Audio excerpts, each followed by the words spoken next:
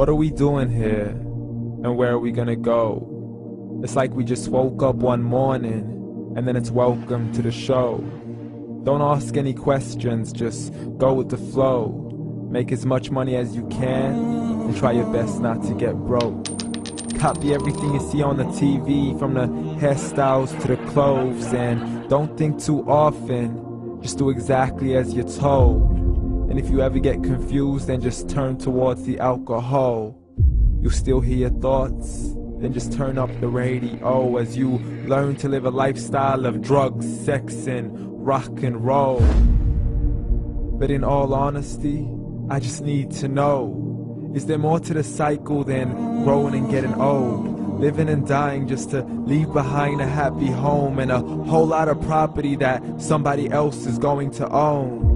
I just really need to know before the casket's closed, 'cause I'm not willing to gamble with my soul, nor am I ready to take any chances. These are just simple life questions, and I'm just searching for some answers. Like, what are we doing here?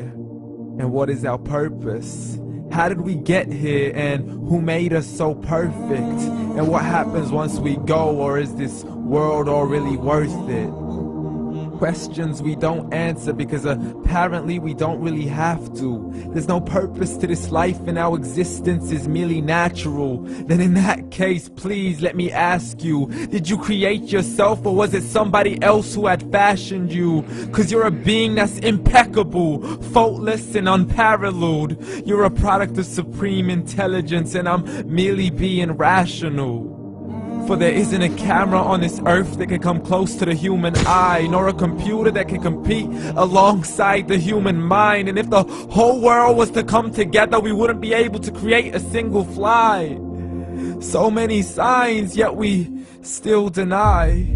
As science tries to justify that all this could come from none, when it's a simple sum. 0 plus 0 plus 0 cannot possibly ever give you 1. So from where did all this order come? For everything has its origins, a maker, a creator of its own. I mean, the only reason you're watching this video is because somebody had to press upload.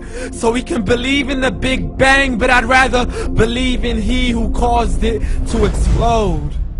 Allah, the creator of everything, along with every single soul. The ever-living, the master, the only one who is in control. Unlike his creation, beyond our imagination. And no, he's not a man, nor does he have any partners in association. He's on his own. And no, he did not ever leave us alone. Just like every manufacturer, he left us with an instruction manual. The Quran and Islam, and I'm sorry to jump to conclusions, but it's the only one possible. The only definition of God is the one and only supreme being. It's logical, a book with 0 contradictions, with miracles that are both scientific and historical, all revealed over 1400 years ago. Like the detailed description of the human embryo. The descriptions of the human embryo in the Quran cannot be based on scientific knowledge in the 7th century. To the mountains as pegs holding firm the earth below, and the 2 seas that don't mix in a complete separate flow. To the planets in orbit, alternating night and day as they stay in flow. The expansion of the universe and the creation of everything from H2O. To the stories of the past and the preservation of Pharaoh. To identifying the lowest point in the land where Persia defeated Rome. The gushing fluid that created man in the glands between the ribs and the backbone. And not a word has changed, it's still the same. So please explain how all this was known over 1400 years ago. To a man who couldn't read or write, as he would recite whatever the angels spoke. And if you still don't believe, please try to come up with something that's even close. But you can't, so we took God as a mockery and his messengers as a joke. Muhammad could not read or write. How's somebody who can't read or write gonna start a religion? Dismissed his scriptures as legends and tales of the ancient folk, as we live life according to our whims, desires, and hopes. saying this life is the only home we will ever know. We will live then die, then simply turn to bones. YOLO!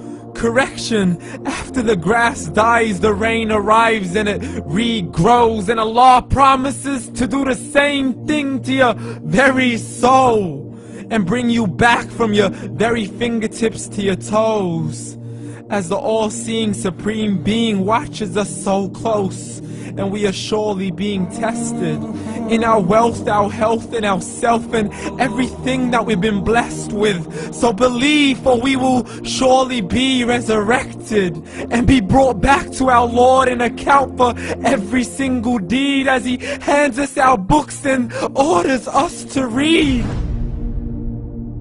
From the bad to the good and everything in between. You yourself are sufficient for your own accountability, so don't be mad at me. You are the one who thought He wouldn't come back to me.